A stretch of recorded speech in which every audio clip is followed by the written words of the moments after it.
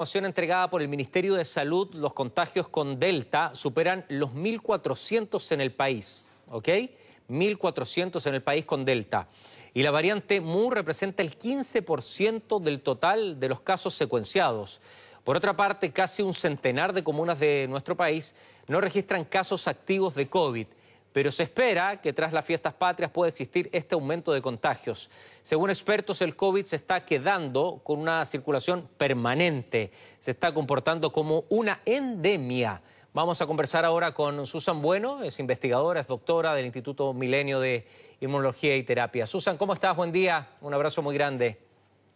Rodrigo, buenos días. Gracias por invitarme a su programa y saludar a la audiencia que está hoy conectada informándose. Todo lo contrario, gracias a ti por tu tiempo. Que sea una endemia en vez de pandemia, estos dos conceptos distintos para que la gente lo pueda entender bajo su voz tan especializada. ¿Cómo lo podemos definir?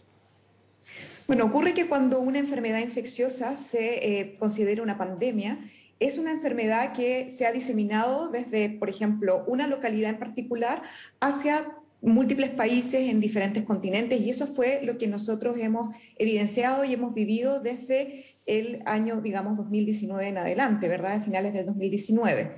Y esto se produce principalmente porque la población se enfrenta a un nuevo virus del que nunca se ha expuesto anteriormente y por lo tanto no existe inmunidad. Y eso significa que toda la población mundial es susceptible a este microorganismo, y como también vimos digamos, en tiempo real, este microorganismo se diseminó rápidamente hacia todos los continentes, todos los países, y a medida que ha ido progresando la enfermedad, ¿verdad?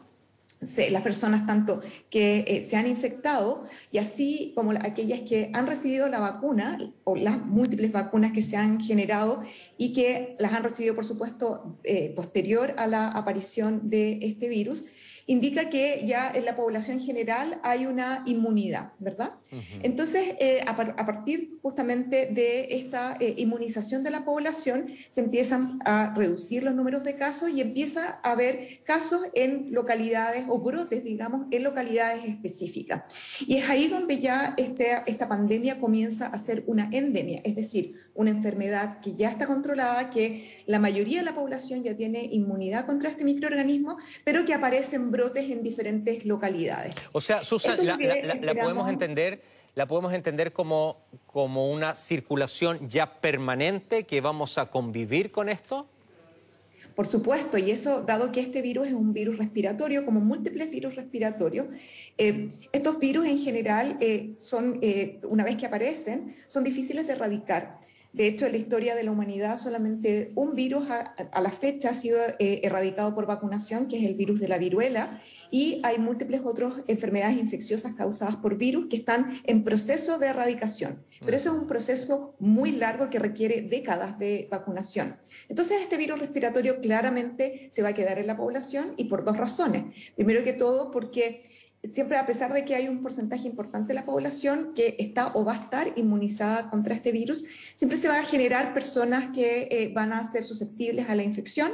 Y por otra parte, recordemos que este virus también tiene la capacidad de modificarse y generar lo que se denominan las variantes. Y por lo tanto, son más resistentes a la inmunidad que existe, y por lo tanto van a generar nuevos brotes. ¿Sabes qué? Yo he tenido la posibilidad de entrevistarte 2 o 3 veces durante toda la pandemia y marqué una frase que dijiste el 31 de mayo de este 2021 y que me hace mucha relación con lo que yo leí ayer y lo que me dices ahora. Mira la frase que dijiste tú en mayo de este año, que no te debes ni acordar, pero fue tan precisa. Dijiste, aunque todos nos vacunemos, el virus no va a desaparecer.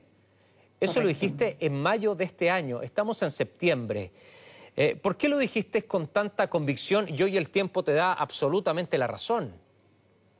No, definitivamente sigo afirmando lo mismo, que aunque esté toda la población inmunizada, este tipo de virus, y sobre todo como lo conocemos, no va a desaparecer a no ser que se genere en el futuro, por ejemplo, una vacuna que sea capaz de ser efectiva contra todas las variantes que eventualmente se pudiesen generar. Si tomamos el ejemplo de otro virus respiratorio que tiene características, podríamos decir, equivalentes, el virus de la influenza, es un virus que ha generado pandemias en el pasado, ¿verdad? Pandemias muy terribles como la que ocurrió en el 1918.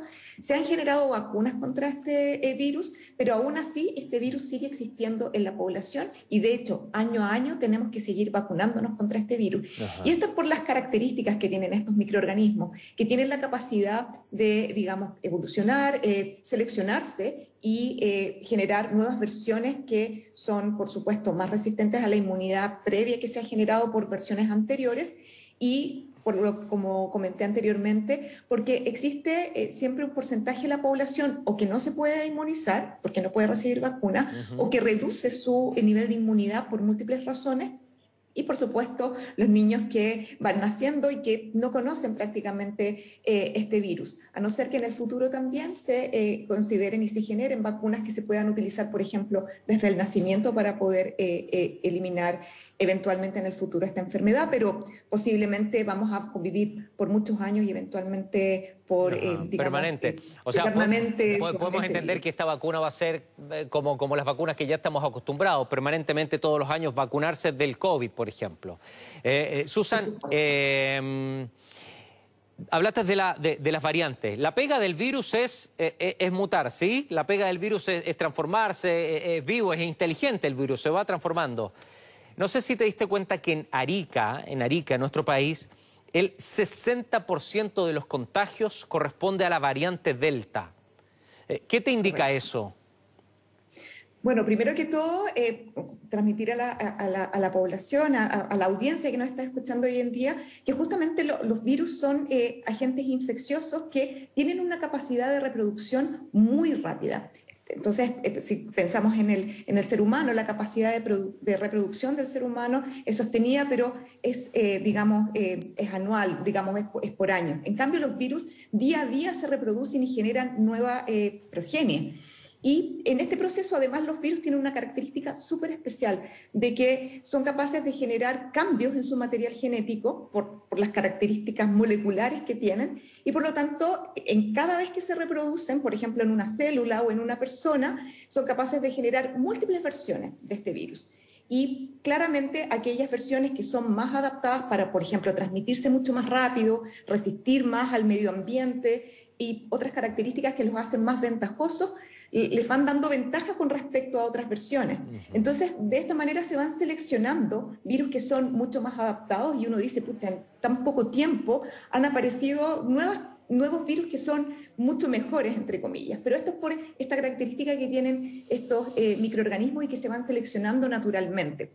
Entonces, claramente cuando aparece una nueva variante, como por ejemplo la Delta, que tiene capacidades mejoradas con respecto a variantes anteriores, que se transmite mucho más rápido, por ejemplo, que resiste y se concentra en mayor cantidad, por ejemplo, en las secreciones respiratorias, claramente va a empezar a predominar por respecto a las otras. Y esto es algo también muy natural de los microorganismos. Y por eso yo creo que estamos nosotros en una posición hoy en día en donde estamos comenzando, digamos, nuestra convivencia con este tipo de Claro. virus, este virus en particular y sus variantes.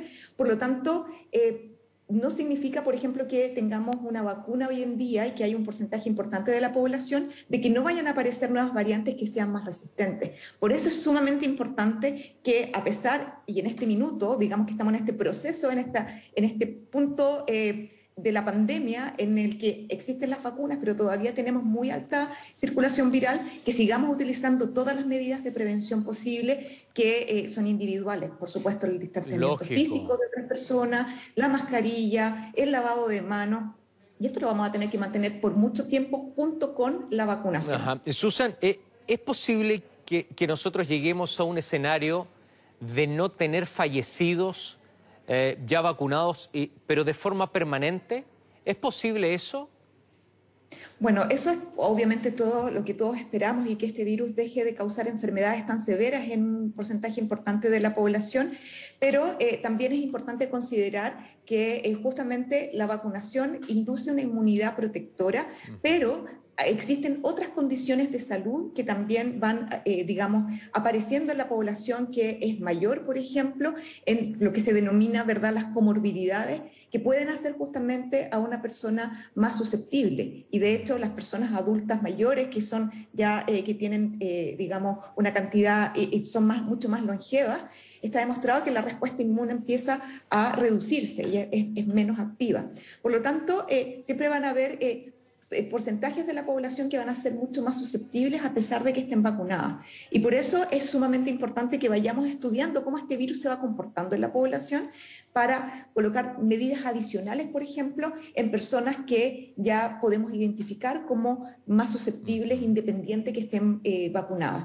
Justamente si mezclamos todas estas estrategias de salud pública, de salud familiar, por ejemplo, y de vacunación, y eventualmente otro tipo de herramientas de biomedicina que puedan aparecer, como son mejores antivirales, por ejemplo, o tratamientos que se basan en inmunoterapia, podríamos eventualmente llegar a una situación en que se identifique toda la población susceptible y se prevenga. Sería ideal.